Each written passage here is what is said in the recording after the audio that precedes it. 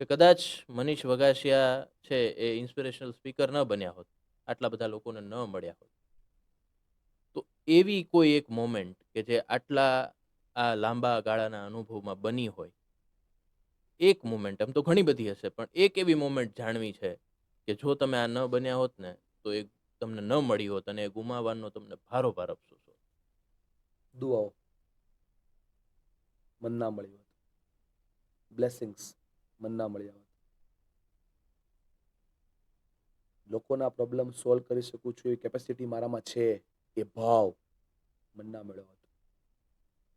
સાચા અર્થની અંદર કહું તો સંવેદના પણ જીવન જીતાડી શકે છે, અનુભવ મન ના મળ્યો હોત. એક પ્રોગ્રામમાં એક ઘટના એવી બને છે કે જે કદાચ ભગવાન મને ત્યાં એટલા માટે જ એટ્રેક્શનથી લઈ જાય છે કે તું આ વ્યક્તિ માટે જ આ પ્રોગ્રામમાં આવ્યો છો. એ કંપનીના સોફ્ટ સ્કિલના પ્રોગ્રામ હોય તોય ભલે, સ્ટાફ ટ્રેનિંગના પ્રોગ્રામ હોય તોય ભલે, બેંકોના પ્રોગ્રામ હોય તોય ભલે, આઈટી કંપનીના પ્રોગ્રામ હોય તોય ભલે, મોટા પ્રોફેશન્સ વાળા વ્યક્તિઓ બેઠા હોય, વકીલોના સંમેલનમાં હું જાઉં છું. અને જામનગર હું સીએના પ્રોગ્રામમાં ગયો હતો, ત્યાં બી મને એક મોમેન્ટ એવી દેખાઈ જાય કે જેના માટે જ એણે મને ઇન્વાઇટ કર્યો છે. એટલે બોલવા કરતાં વધારે તો મને એ એટ્રેક્શન લઈને જાય છે ત્યાં. કોઈ મારો પ્રોગ્રામ બુક કરે છે ને તો એને તો પોતાના સ્વાર્થ માટે બુક કર્યો હોય, પ્રસંગને લઈને બુક કર્યો હોય, કે સારું કરવા માટે બુક કર્યો, એનો ઇન્ટેન્શન બહુ સારો હોય. પણ એમાં એક વ્યક્તિ એવું બેઠું હોય કે જેના માટે જ આ પ્રોગ્રામ હોય, જેના માટે જ આ પ્રોગ્રામ હોય.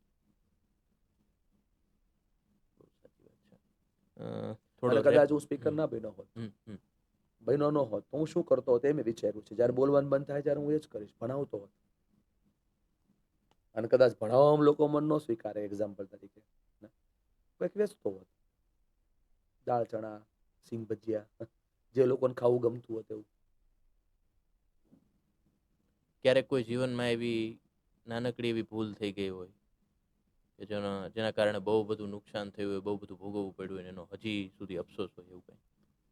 એવી મતલબ ભૂલ એટલા માટે એવી કોઈ યાદ નથી, અથવા તો એવી જીવનમાં થતી નથી, નાનકડી કે મોટી, કેમ કે હું એને જિંદગીનો ભાગ ગણું છું. થાય છે ને, માણસ જ છું ભાઈ.